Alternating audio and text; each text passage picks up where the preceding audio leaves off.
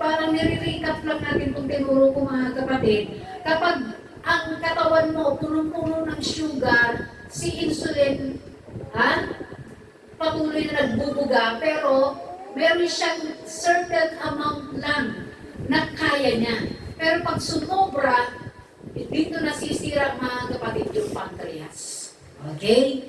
So huwag tayo masyadong lalo pa sa atin, ako talagang, noong mga panahon ko, eat all you can, only rice, mga kapatid, yan ang mga banat natin. Pero, when I learned saan nanggagaling ang lahat ng sakit, mga kapatid, naku po, sobrang masiba. Pag masiba ka, kawawa mga kapatid, you cannot have a long life. Okay? Bakit nagkakaroon ng heart attack? Hindi dahil sa karne. Hello? Nandiyan pa ba kayo? Hindi dahil mga kapatid sa kung ano pa man, pero ang lahat pala ng ugat ng pagkakaroon ng sakit ng iyong katawan ay dahil sa sobrang asukal ng iyong katawan. Kaya sugar is deadly, nakakamatay. So there's a right amount of sugar only na kailangan ng katawan natin.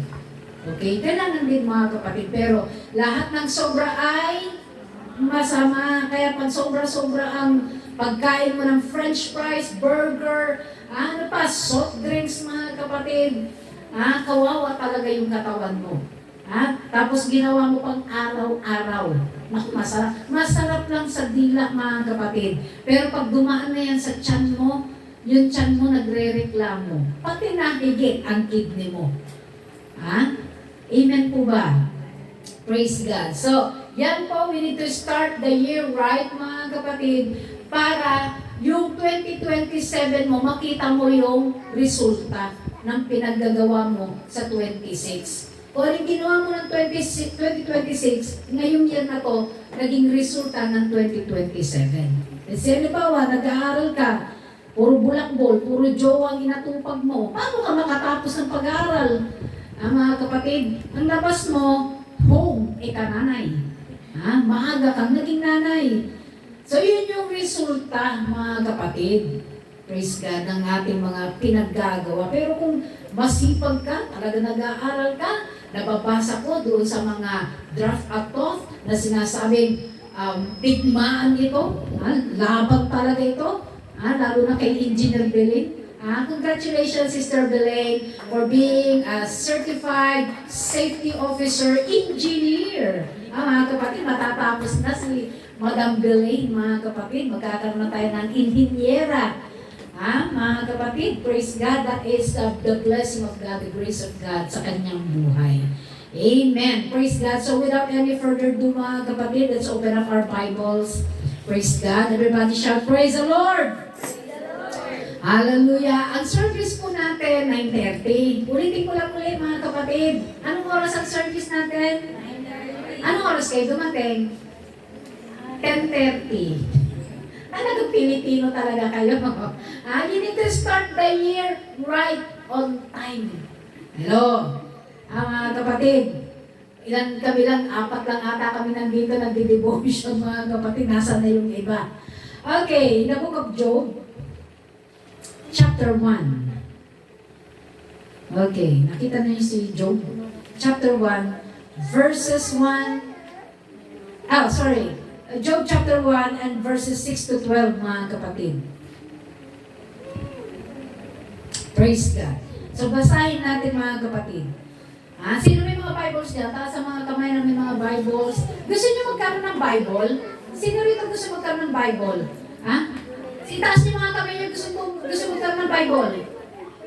Ay, yung physical gift of Bible hindi yung cellphone. Kasi pag yung cellphone niyo tinakaw na, wala.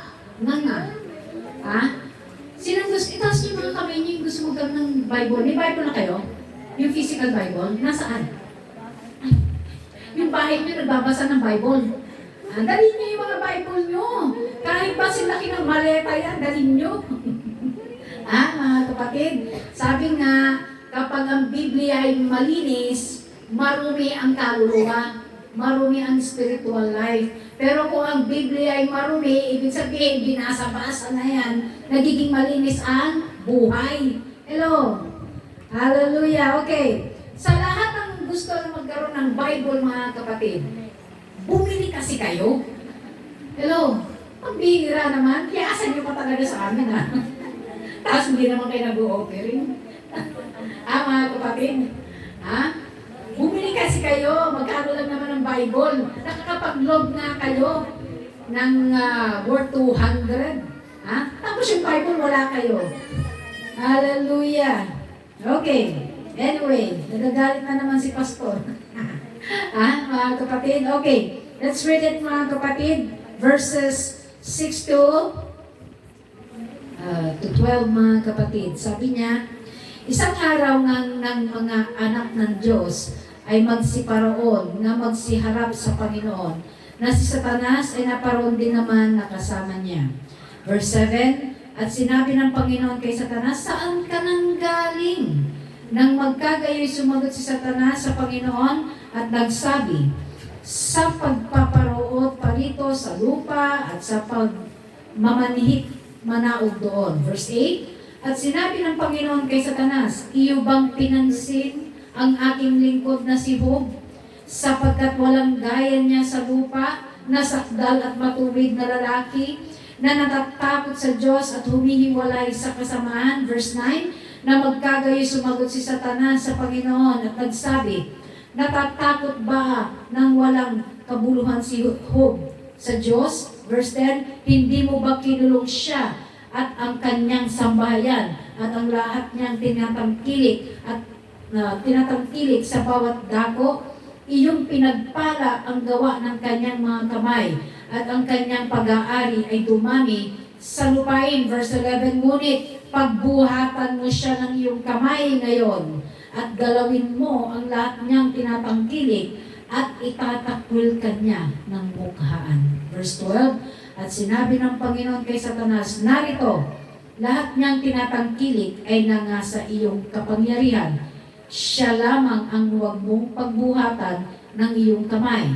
Sa gayoy lumabas si Satanas na mula sa harapan ng Panginoon. Praise God. So sa mga hindi po nakakilala kay Job, si Job ay isang sakdal na tao, mga kapatid, may takot sa Diyos. Si Job ay isang tao, mga kapatid, na prayerful, faithful. Talagang nasa kanya ng mga kapatid yung katangian na godly person. Praise God. But before we go further, mga kapatid, let us all stand and pray. Manalangin muna tayo, mga kapatid. Praise God. Hallelujah, hallelujah. Let us ask God's anointing. Hingin natin sa ating Panginoon na yung mensahe ay right straight para sa atin, mga kapatid. Hallelujah. Thank you, Lord Jesus. We are here once again in your presence, O God. Hallelujah. We revere you, Lord. Tinataas ka namin. Ikaw lamang ang aming itataas at wala nang iba sa aming buhay. Walang ibang Diyos liban sa iyo, Panginoon. Kaya Lord, sa umaga rito, pangunahan mong lingkod at ganun din sa iyong mga anak na magkikinig, Panginoon. We pray for your anointing, O God. Ibuhos mo sa iyong mga anak at higit sa lahat, Panginoon, sa iyong lingkod na gagamitin sa mga oras na ito na maipangaral ang iyong mga salita with simplicity na mauunawaan ng iyong mga anak. Salamat po, Ama. Cover us with your precious blood. At ganun din, Panginoon, i-bless mo ang bawat mga anak mo na dumalo sa araw na ito, O God, ng linggo. Thank you, Lord. This is our prayers. In Jesus' name we ask all these things. And everybody say amen. You may be seated, church. Praise God. Hallelujah. So, si Job, mga kapatid, sa mga hindi nakakalam, siya ay godly person. At nakita natin, mga kapatid, na talagang ipinagyabang siya ng Diyos. Amen? At alam niyo ba, mga kapatid, na si Satanas meron siyang access, meron siyang may access sa Tagalog. May kumbaga may rights, may nakakapasok siya sa heavenly courts ng ating Panginoon. So nakita natin kung paanong ipinagyabang ng ating Panginoon si Job. Sa kabila, mga kapatid, na tawag dito, si Job ay talagang pinagyabang, ngunit ang kaaway ay nandyan. Diba? Nakita natin kung paano sinabi ng Panginoon, have you considered my servant Job. Okay. So dito mga kapatid, pansinin natin na may sinasabi rito mga kapatid sa verse 9 na magkagay sumagot si Satanas sa Panginoon at nagsabi, natatakot ba nang walang kabuluhan si Job sa Diyos? Hindi mo ba kinulong siya? Ibig sabihin sa kinulong siya, si Job mga kapatid ay balot. May balot siya mga kapatid, covered with his God's protection. Okay. So, dito mga kapatid, it is the so-called the hedge of defense. Praise God. At tandaan natin mga kapatid, sinabi ng Biblia, na si Satanas, alam niyang salita ng Diyos. Okay? Alam niya. Ikaw, alam mo ba? Ha? Sabi ng Biblia, the devil knows the word of God and he trembles. Nanginginig pa. Ikaw ba nanginginig? Ha?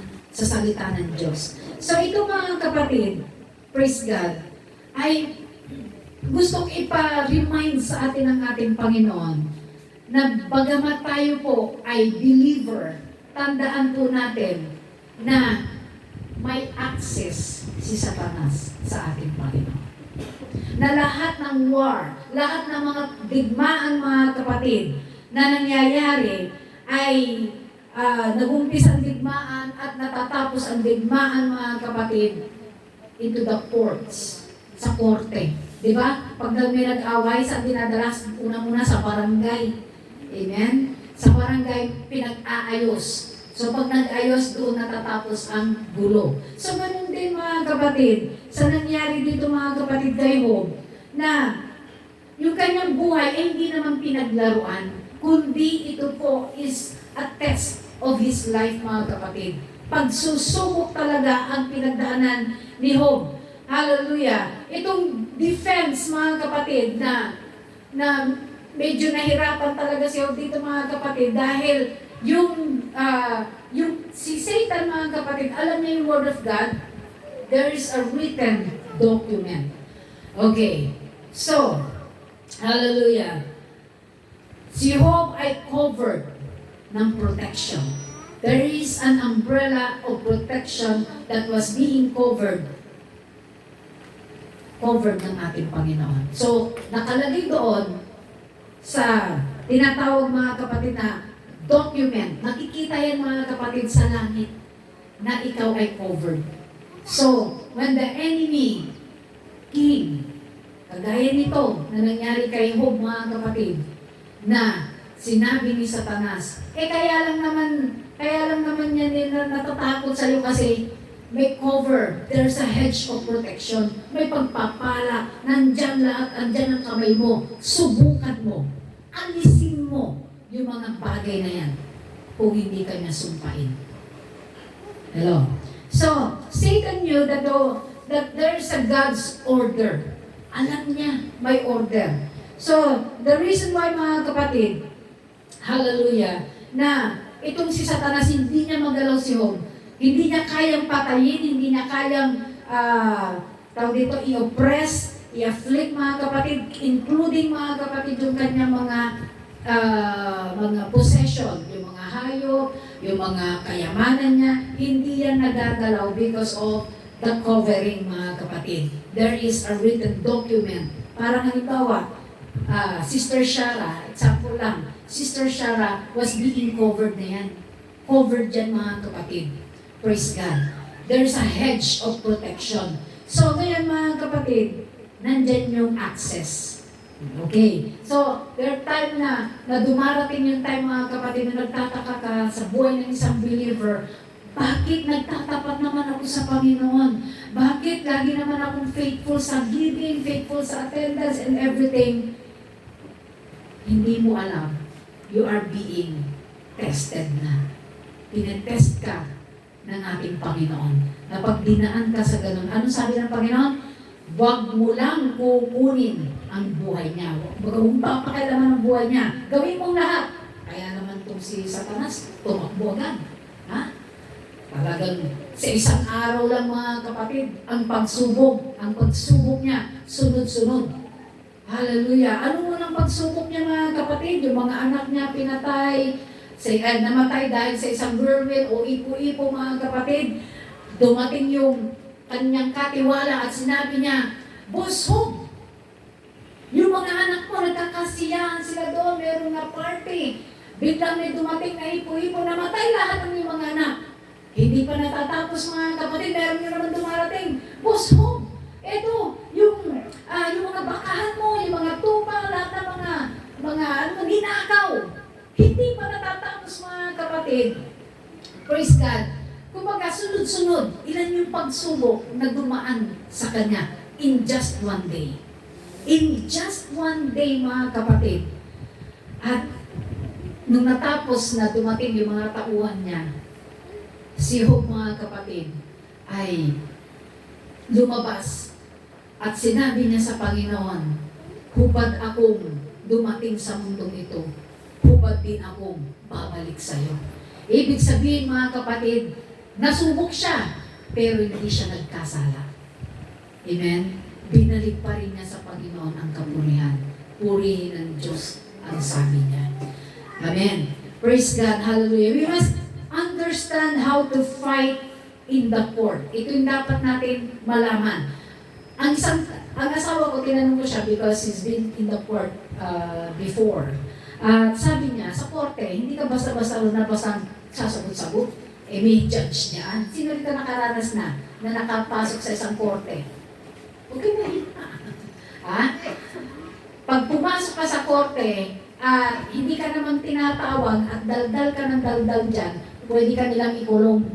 Okay? So hindi ka basta-basta banat ng banat, mga kapatid, hindi ka tinatawag, hindi ka pinagsasalita, and yet you keep on talking, pwede ka nilang ikulong. So sa courtroom, mga kapatid, praise God, ito po ay nandito po, let's say, bawa, this is a courtroom. Nandiyan yung mga witness, nandiyan yung mga tao, mga kapatid, na yung mga gusto makinig. At nandiyan, mga kapatid, na mayroong tao na, syempre, yung, ano bang tawag dito, yung inakusahan at yung nag-aakusa. Okay? So, dalawang tao, mga kapatid. So, depende, mga kapatid, halimbawa, pinatawag ka, hindi po pwede, mga kapatid, wala kang dalang pruweba. Pinakamatibay yung proof. Hindi po pwede kasi sinabi ni ganito eh. Pero wala kang pruweba. Hindi pwedeng ganon. So is sa ating, in the heavenly courts, mga kapatid, praise God, pag pupunta ka sa presensya ng Diyos, and you are sometimes you are experiencing a situation, mga kapatid, na hindi mo naiintindihan bakit nangyari ito. You have to bring the legal documents. Dala mo yung documents mo. Same in the court dito sa mundo, mga kapatid, dala mo yung mga legal documents. Okay, so dito papasok, mga kapatid, yung istorya ng asawa ko na pinilaban nila yung lupa dyan sa likod. Okay? Nilaban yung lupa dyan. Hindi naman sila umabot sa korte.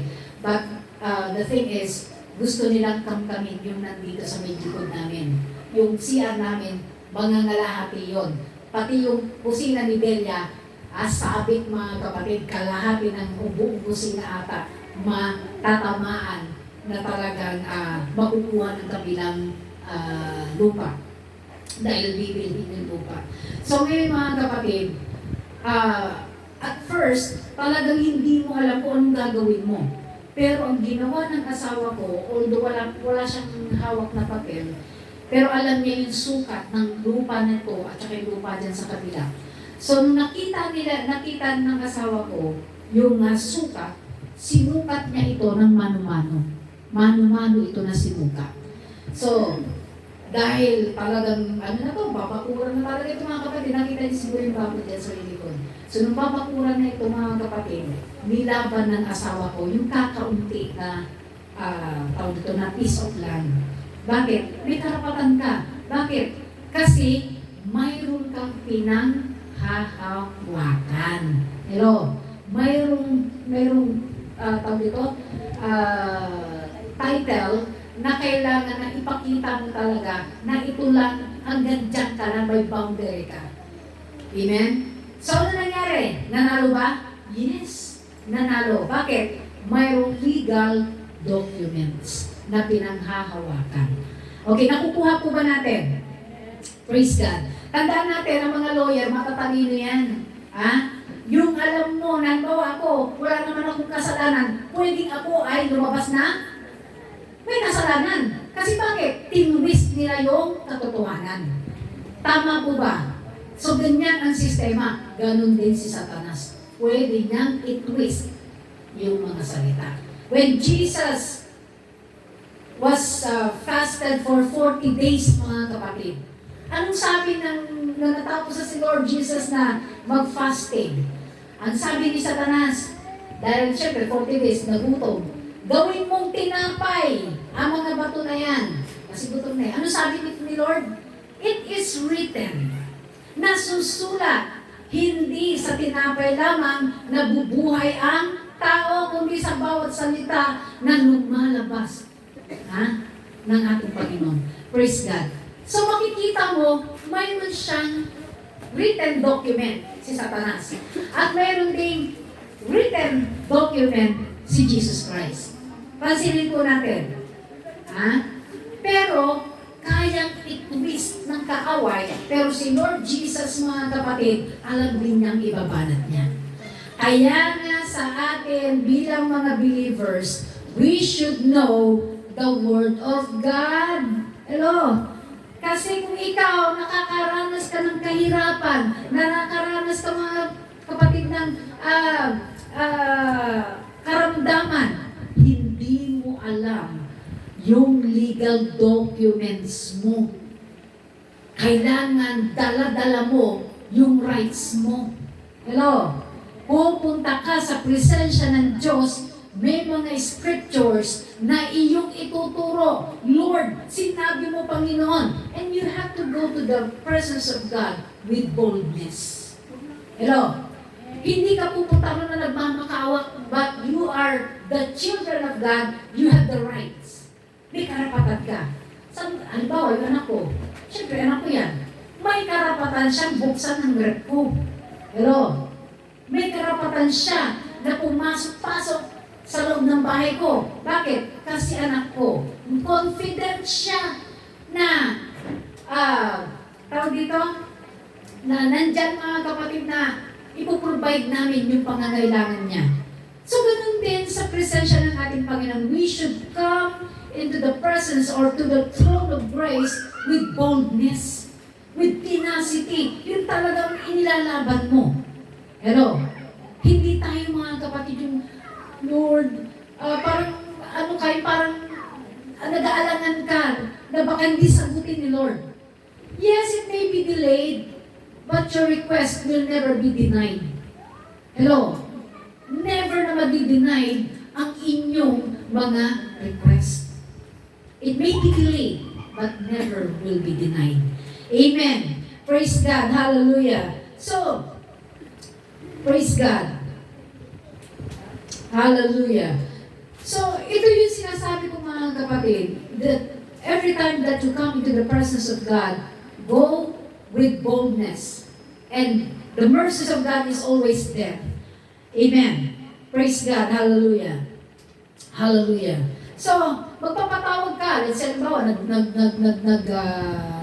ang tawag dito? Nagdemanda ka.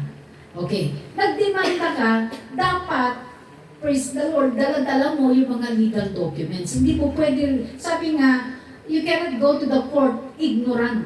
Hindi po pwedeng wala kang alam. Dapat alam mo yung pasikot-sikot. Otherwise, makukulong ka. Amen.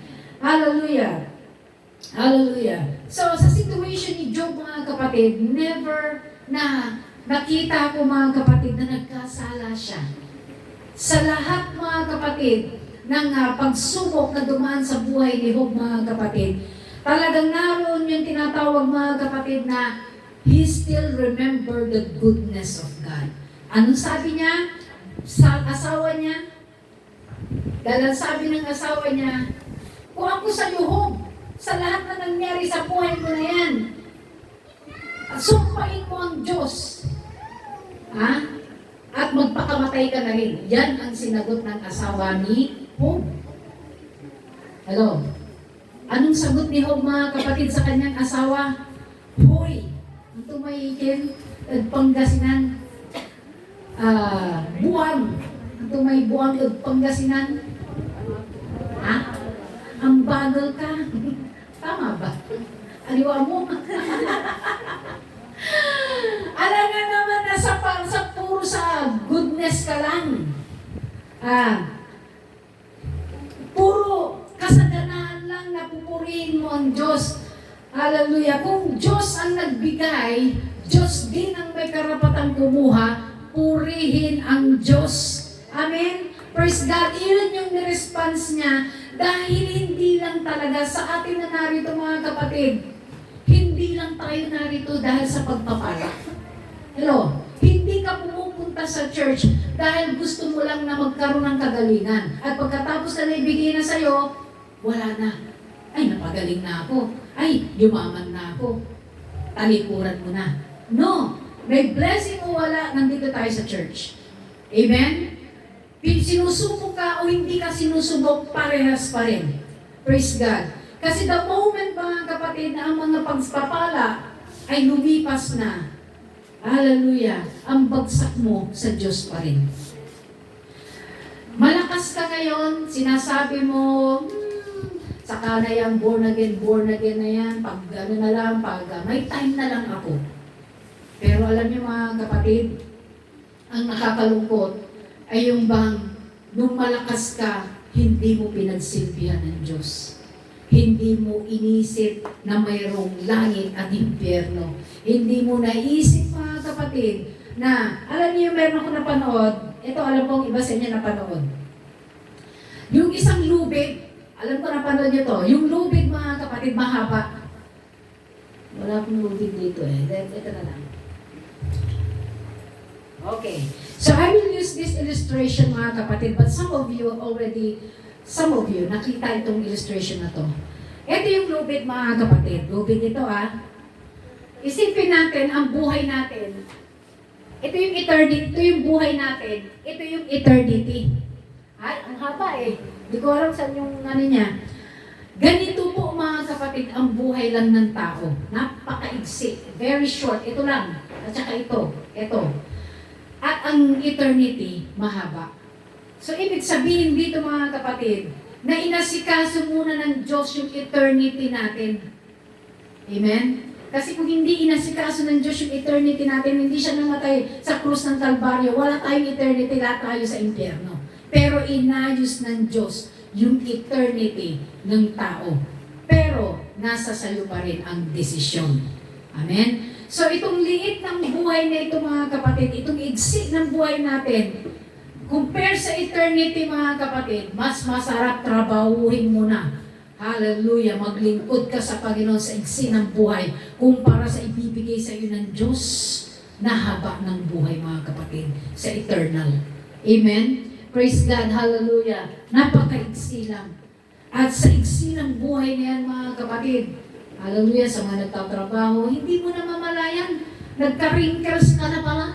Hindi mo na mamalayan na yung edad mo, akala mo, 30 years old ka pa lang, yung pala pagtingin mo sa salamin, 45 ka na pala. Hindi mo kasi namamalayan dahil sa sobrang busy. Amen? So yun, mga kapatid, na meron yung storya, mga kapatid. Ang sabi ng lalaki, bata pa ako, saka na lang ako maglilingkod sa Panginoon. Tapos, nagpakita si Satanas sa kanya, si kamatayan. At ang sabi niya, kukunin ko ng buhay mo. At ang sabi niya, hindi pa pwede kasi bata pa ako. Okay, babalikan kita, sabi ni kamatayan. Alam niyo, mga kapatid, hindi niya nag-isip, lumipas ng panahon, mga kapatid, at nakita niya yung mukha na kumulubot. Nagkaroon na ng arthritis. Marami ng sakit. At ang sabi ni kamatayan, oras mo na. Naku po, mga kapatid. Kaya kapag nakakaranas na kayo, mga kapatid, na mga arthritis, arthritis, rheumatism, nirarayuman na kayo. ano niyo na, maglingkod na kayo sa ating Panginoon. Amen? Praise God, hallelujah. Gamitin natin yung buhay natin, ipagamit natin sa ating Panginoon dahil maigsi lang ang buhay. Amen? Hindi mo nga alam kung bukas buhay ka pa. Amen?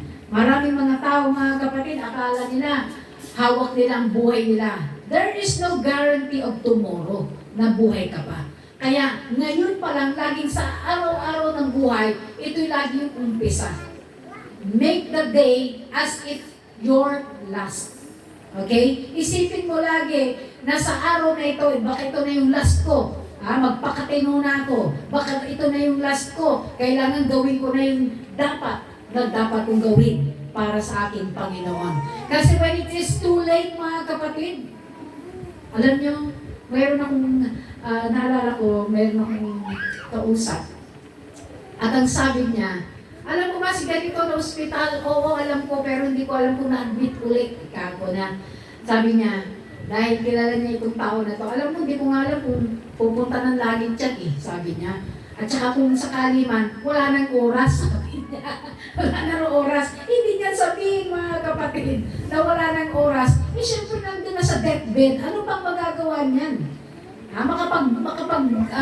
Makapag-evangelize pa ba yan? Wala na.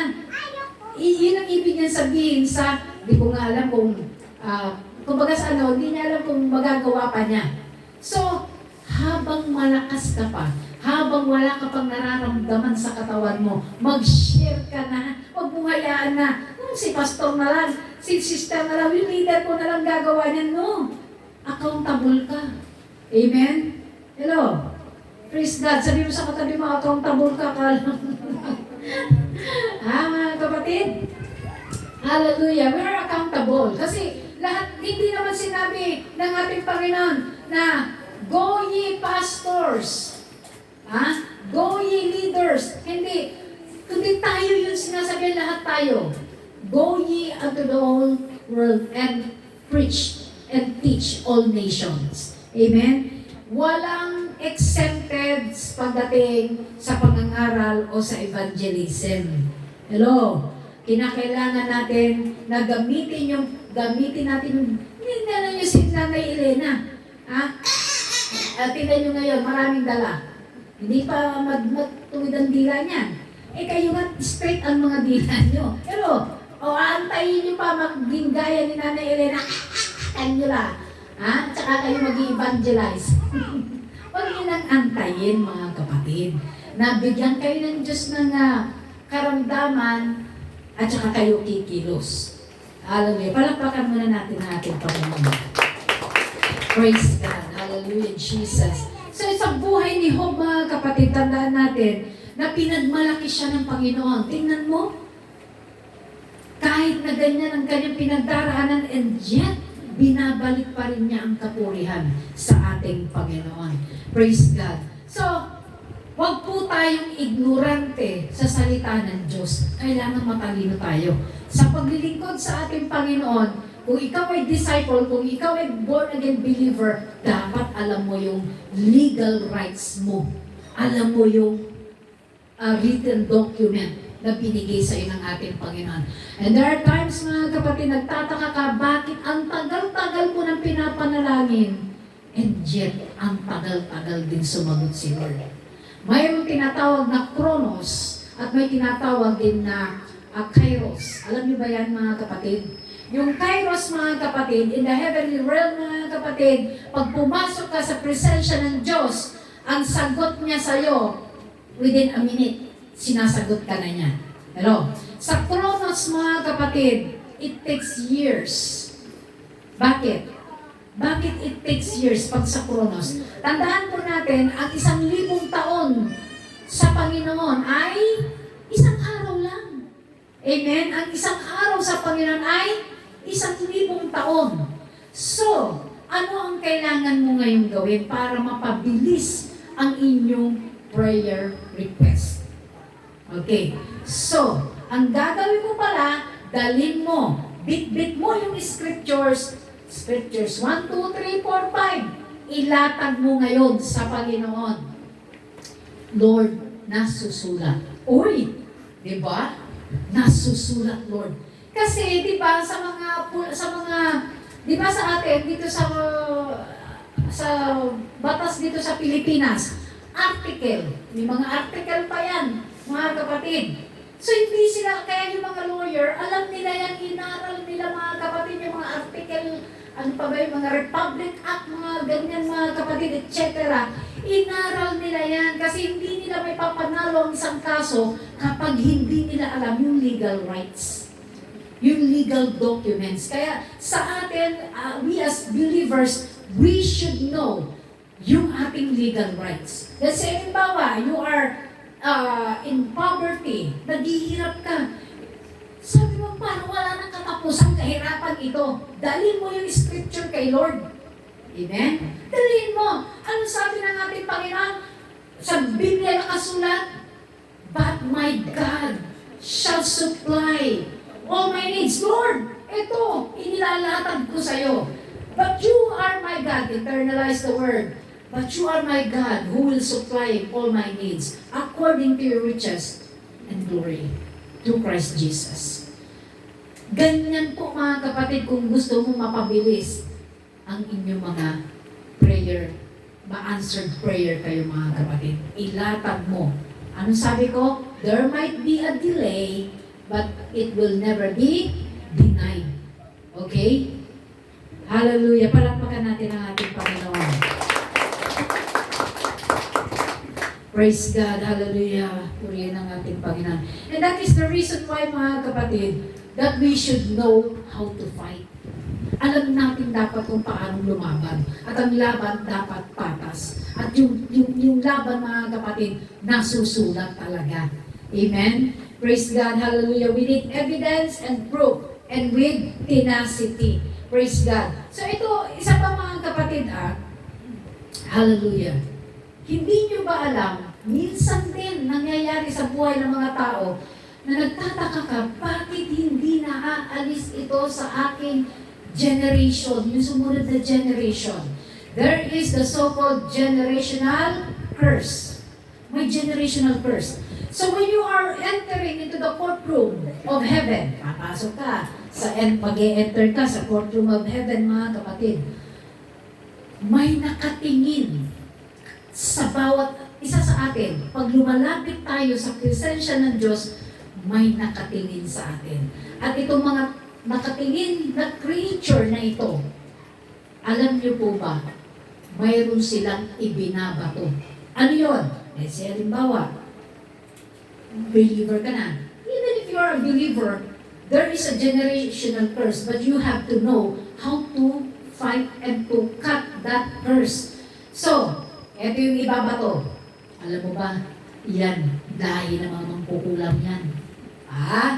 Uy, yung may mga, kung hindi ninyo alam na kayo pala ay may lahing mga ganyan, dahil it will go to 4th generation. So, yung 4th generation, mga kapatid, nag-born again ka, naging believer ka na, mga kapatid, and yet parang nararamdaman mo pa rin na parang nandun pa rin yung nananalaytay pa rin yung ganong klase ng tawag dito, yung past mo. Amen? So you will enter into the courtroom, sino ang kasama mo? When you enter into the courtroom, mga kapatid, you must have a lawyer. Hello? There should be an advocate. Praise God. So itong lawyer na ito, mga kapatid, praise God. Siya yung magtuturo sa iyo kung anong dapat mong gawin, and etc. Tuturuan ka kung paano ka dapat manalita. Di ba napansin ninyo yung panahon ng mga sila, Sarah Diskaya? Hindi sila basta-basta sumasagot. Anong sinasagot nila? Yung lawyer ko, hindi sila basta-basta makasagot. Pansinin ninyo. Di po ba? Napansin ninyo yan pag tinatanong sila ng mga senators? May mga questions, series of questions, mga kapatid, hindi nila agad sinasagot dahil sa the moment that they answer that question at mali ang iyong isinagot, komplikado na, magkakaproblema na sa statement. Amen. Same as mga kapatid sa atin, God is teaching us kung paano tayo lalapit sa throne of grace. Paano tayo lalapit sa trono ng biyaya ng ating Panginoon. Hindi pwedeng ignorante ka. Kailangan alam mo, bitbit mo yung salita ng Diyos. Kalakip mo ang pananampalataya. Bakit ang karamdamang ito ang tagal-tagal na hindi naaalis? There is a generational curse, mga kapatid, that you need to know and how to fight for it. Kailangan alam mong lumaban. Amen? Use the scripture kasi ito yung tinatawag na written documents na ino-honor. Hello?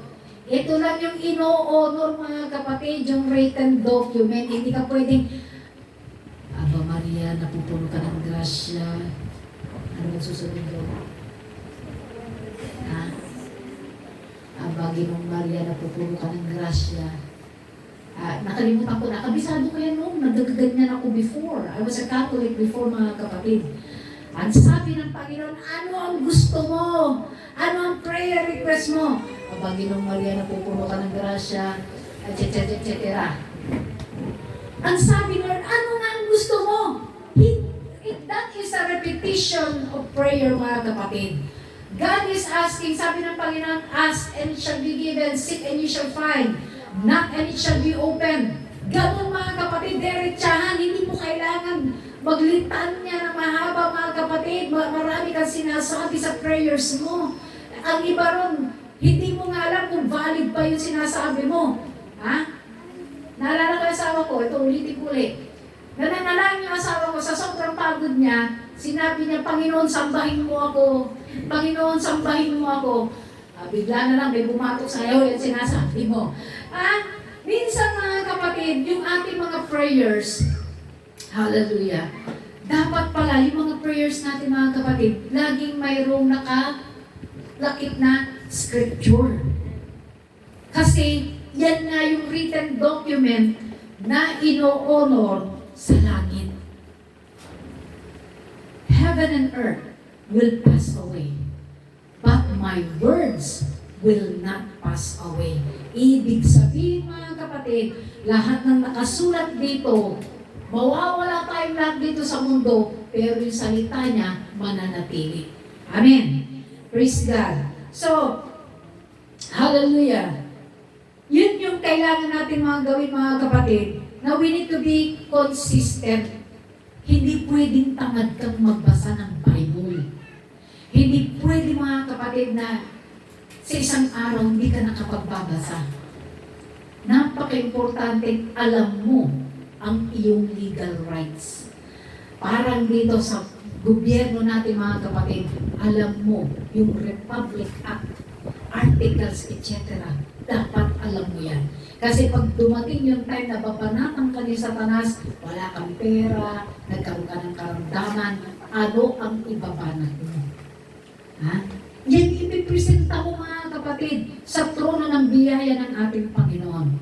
Gusto mo ng pagpapala, hanapin mo yung scriptures. Gusto mo ng kagalingan, hanapin mo yung scriptures. At habang ikay nananalangin, sinasabi mo yan sa Panginoon. Amen? Praise God. Hallelujah. Praise the Lord. Praise God. Hallelujah. So maraming bagay, mga kapatid, praise God, na kung gusto po natin, mga kapatid, na tayo po ay maging powerful, maging nagamit-gamit sa gawain ng ating Panginoon. Alam niyo po, ito yung sinasabi ko na kailangan po natin palakasin yung ating mga spiritual na kalagayan. Remember, ito pong year 2026, mga kapatid, akala lang natin, mga kapatid, ay gumaganda ang ekonomiya. Yes!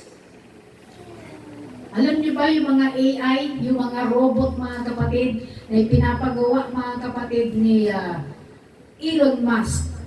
10 billions of AI. At ang sabi niya, hindi na kailangan ng tao. Hello? Hindi na. Alam niyo ba, mga kapatid, na napakatalino ng AI? One of the speaker na napakinggan ko, they want to try to explain something in a medical term, mga kapatid, medical things, mga kapatid. hindi nila talaga kaya ma-explain, gumamit sila ng AI. At ang AI na-explain niya ng balibaling pagkaka-explain. So, ibig sabihin, walang kwenta yung talino ng tao. Amen? Pero yung talino ng Diyos, nangingibabaw pa rin. Amen? That is the dangerous thing, mga kapatid, na itong year natin na 2026 onwards, everything, mga kapatid, nag-start na ito ng 2020, and now we are 2026. At tandaan po natin, darating ang panahon, mga kapatid, na ang mundo natin ay hindi na maintindihan. Ngayon pa nga, hindi na nga natin naiintindihan, lalo sa mga susunod na mga taon. Ang point dito, mga kapatid, praise God, palakasin mo ang spiritual life mo. Wala namang problema magpayaman ka. Wala namang problema, mga kapatid, na magtrabaho ka pa. Pero make sure, always, that you're always connected to the source. Konektado ka lagi. The moment na humiwalay ka dun sa source at dumating ang mga klase ng mga dilubyo, dumating yung mga iba't ibang klase mga kapatid ng mga mangyayari sa mundo, at ito po ay hindi ibinabalita saan? Sa TV, sa news. Hindi ito pinapakita. Bakit? Kasi the moment na nagsabi sila dyan, mga kapatid, pwede silang patayin. Okay? May death threat. Eh, hindi nila sinasabi lahat sa media. Anong ginagawa ng mga tao na sila ay concerned sa mga tao? Sinasabi nila, mga kapatid, sa FB. Sinasabi nila, mga kapatid, sa YouTube. And there are so many times na sila ay tinatanggal talaga sa FB at sa YouTube dahil sila po ay nagsasabi ng katotohanan. Suspended sila for telling the truth that is going to happen into this planet Earth. Concerned sila. Time will come, wala ng bangko. 3,600 Bank of America nag-close in 24 hours. Bank of America yan, mga kapatid, nag-close in 24 hours. Bakit? Nagkukulaps na ang bawat economy. Okay? Akala natin okay pa. Hindi yan sinasabi, mga kapatid. And I was always being updated, mga kapatid, when it comes to this matter. Talagang sinusundan ko yan. Na darating ang panahon, mga kapatid, you will no longer carrying any cash. Wala na. Kasi anong gagamitin mo na? Mayroon ka nang gagamitin yung mga digital IDs mo, mga kapatid. And it is prior for the marking of 666. Okay? So, itong 2026, mga kapatid, hindi ko kayo tinatakot, pero ito na yung panahon na tayo po ay magpakatibay, tayo po ay sumunod, maging obedient talaga tayo, mag-aral ka pa rin, sige lang, walang problema. But make sure na sa araw-araw, mga kapatid, hindi ka humihiwalay sa ating Panginoon. Amen po ba? Praise God, hallelujah. So, praise God. Itong mundo natin, hindi na ito paganda, hindi na po ito pabuti. Ang dollar natin, mga kapatid, tumataas. Anong effect nito, mga kapatid? Pag lalong tumaas, babagsak ang piso, magkukulaps. Ang economy natin, magiging walang kakwenta-kwenta. Kaya magkakaroon, mga kapatid, ng tinatawag na famine o taggutom in the future. Kasi wala nang silbi. Amen? Sabi siguro mga young people, naku, mag-aasawa na ako. Wag. Kawawa yung magiging anak niyo. Kawawa. Sa amin lang mag-asawa, gusto pa nga magkaanak, pero nag-isip kami dalawa. Huwag na. Mga kapatid, kasi kawawa. Pero mga kapatid, sa atin, because we're going to face the tribulations. Okay? Talagang haharapin natin yan, mga kapatid. Hindi kung, let's say, na-delay o hindi pa dumating talaga yung tinatawag na rapture. So, mararanasan ng tao yung gutom. Okay? Kaya nga, sinasabi, marami na nagsasabi, mag-imbak na kayo ng mga dilata, mag-imbak na kayo ng mga frozen goods, and etc. Magtanim na kayo. tinuturuan ng tao, especially in the US mga kapatid, sa Amerika, bakit tinuturuan sila? Kasi sa kanila lalo mag-uumpisa. Okay? Kaya ang ginagawa nila ngayon, dahil habang may pera pa sila, pambili ng lupa, bumibili sila ng ektaryang lupa para taniman. Dahil darating yung tinatawag na ID, na kung saan you will no longer buy or sell without this. So, for those who are Christians, they are preparing themselves. Kahit wala na tayong ganyan, hindi tayo papasok ng CSI, hindi tayo papasok ng Magic o ano pa man. Ha? Basta meron tayong baka dyan, may baboy dyan, may manok dyan, may mga talim tayo, etc. But you know what? Matatalino talaga yung mga nasa likod nitong sistema na ito. They will bring weather, bad weather para masalot din ang inyong mga pananim. So, ang tagal mong inantay na magbunga yung kamatis, may kamatis ako dyan, tagal. Pagkatapos darating yung salot, ano pa? Ang tagal mong pinarami, yung mga baboy, mga baka, mga manok, nagkaroon ng swine flu, nagkaroon ng foot and mouth disease. Ano ngayon? Kumusta ngayon? Ibaabaon mo lahat sila sa lupa, walang kwenta. So, yan, sino ang pag-asa natin ngayon? Jesus Christ.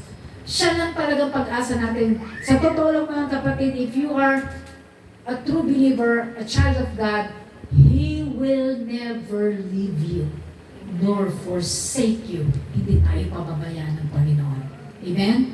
Praise God. Nandyan pa rin ang ating Panginoon, bagamat nasasalot na yung mga nasa paligid ninyo, and yet the true believer of Jesus Christ still experiencing blessings. Amen. Naalala niyo yung mga pinadalang salot ng ating Panginoon sa Israel, sa Egypt, mga kapatid, na ayaw pawala ni Paraon, itong mga Israelites. Anong ginawa mga kapatid? Nagpadala siya ng napakaraming salot. At dahil ayaw niya talagang i-release mga kapatid, ang mga Israelites, nagpadala siya mga kapatid ng death angel. At itong death angel na ito, ay papatayin niya ang lahat ng firstborn. Papatayin yung lahat ng mga panganay na mga tao, hayop, lahat yan basta firstborn papatayin. So anong solusyon?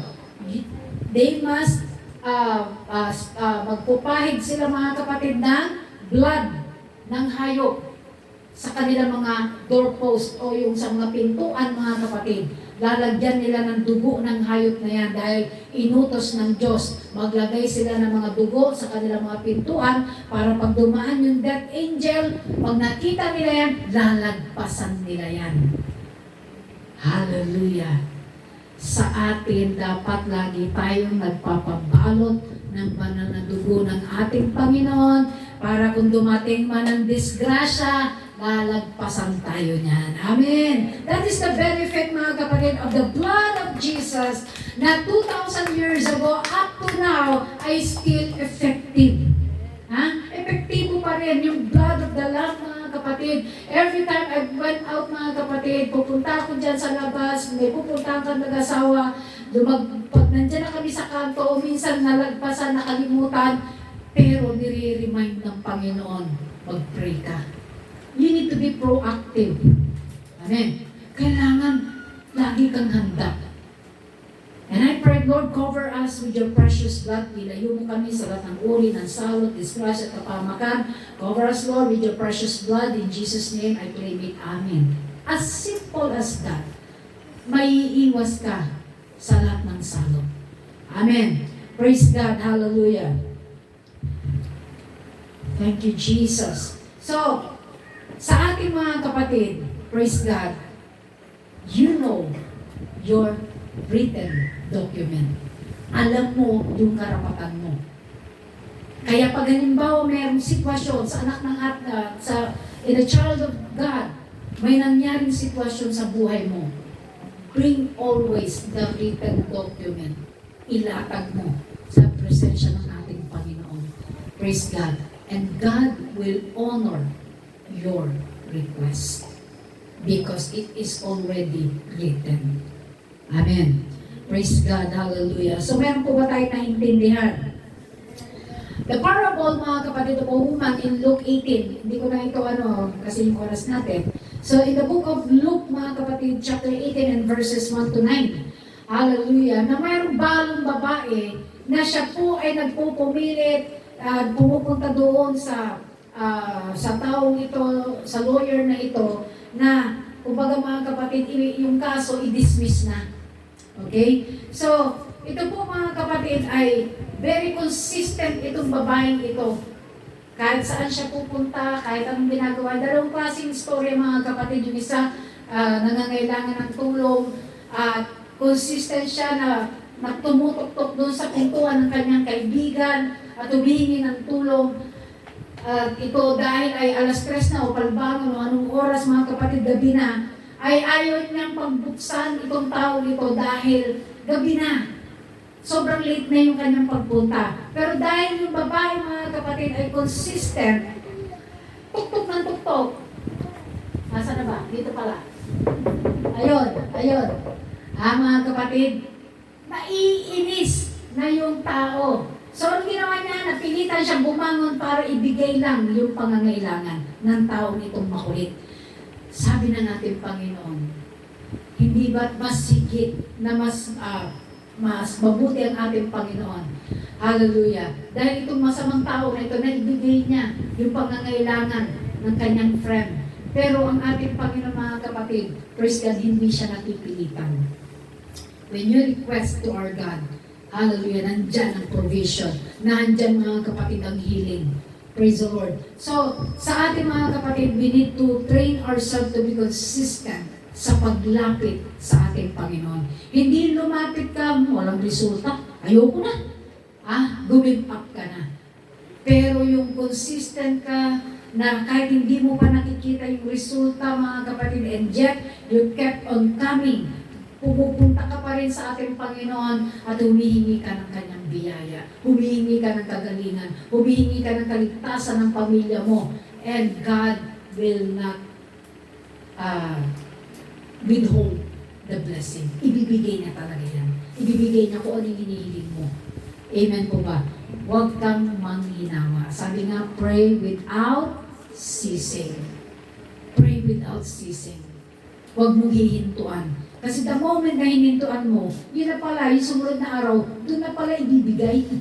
Mga kapatid, praise God, hallelujah. So let's learn mga kapatid, your legal rights mga kapatid, when you come and you enter into the presence of the King of Kings mga kapatid. When you enter into His throne mga kapatid with boldness, yung talagang sinasabi mo, Panginoon, hindi ako papayag. Lord, hindi ako papayag na ganito yung mangyayari. Amen. Pinapakita mo mayroon kang authority. Amen. Praise God. Hallelujah. Hallelujah. Thank you, Jesus. So, sa ating mga kapatid, bilang isang mananampalataya, praise God, hindi lang po lagi tayo nandito ng linggo. We are learning. We are gathering, mga kapatid, knowledge. But knowledge that has not been applied is not wisdom. There's no wisdom in it. Kasi yung wisdom, nangyayari lang when the knowledge has been applied. Amen po ba? Hindi tayo pumupunta lang dito mga kapatid para hanggang dito lang tayo, nakikinig lang tayo, and there's no application. Learn to apply what you have learned. Learn to apply the things that you have learned today. Kasi mga kapatid, kapag ina-apply natin yung natututunan natin, tayo rin na nagbe-benefit. Marami tayong nakukuha, marami tayong mga kapatid na nag-gather mga kapatid na karunungan mula sa ating Panginoon, wisdom, knowledge, and understanding. Praise God. Tinuturuan tayo ng ating Panginoon kung gusto mo na ikaw ay pagpalain, ganitong gagawin mo. Gusto mo gumaling ka, ganitong gagawin mo. Maraming tinuturo ang ating Panginoon. But the question is, hallelujah, paglabas mo ba ng pinto, nandyan pa ba yung mga inaral? O ninakaw na pala ni Satanas lahat ng inaral mo sa araw na ito? So sa araw nito mga kapatid, praise God, God is keeping on reminding us that you need to be consistent. Huwag kang mapapagod na lalapit sa akin, sabi ng Panginoon. Huwag kang mapapagod. Be consistent. Bring forth thy strong reason, sabi ng Isaiah. Ano sinabi niya ron? Bring forth thy strong reason. Anong rason mo? Lumapit ka sa akin, dalhin mo lahat ng rason mo. Amen? Huwag tayong mahiya na lumapit sa ating Panginoon. Gusto nating pagpalain, Lord, igapos mo yung mga kahirapan, mga tanikala ng kahirapan, ipinapagapos ko yan sa pangalan mo, Jesus. Because there's spirit of poverty that is real. Real talk ito mga kapatid. May spirito na ating kinakalaban. So we need to learn how to fight. Hallelujah, Jesus. Problema mo asawa mo, problema mo anak mo, learn to fight. Amen? You need to learn how to kumbaga makipag-argue, dispute, sabi nga nila. Praise God. We need to learn. Hallelujah. Let us all stand, mga kapatid. Thank you, Lord Jesus. As a child of God, as a believer, sometimes, mga kapatid, you felt that you are a loser. Ramdam mo parang talunan ka na sa buhay. As a believer, nararamdaman mo parang ang layo naman ni Lord sa akin. As a believer, mga kapatid, sometimes nagtataka ka bakit ang mga bagay na ito ay kailangan mangyari sa buhay ko. We should learn, mga kapatid, i-analyze natin ang ating mga ginagawa. Kung tayo, mga kapatid, ay lumalakad into the path of righteousness, just like what Job did, God is testing you. But if you feel, mga kapatid, that parang ang bigat-bigat, mga kapatid, and you became already a believer, and you don't know about the generational curse, mga kapatid, wala kang alam na nananalaytay pa pala sa'yo yung ganitong sumpa.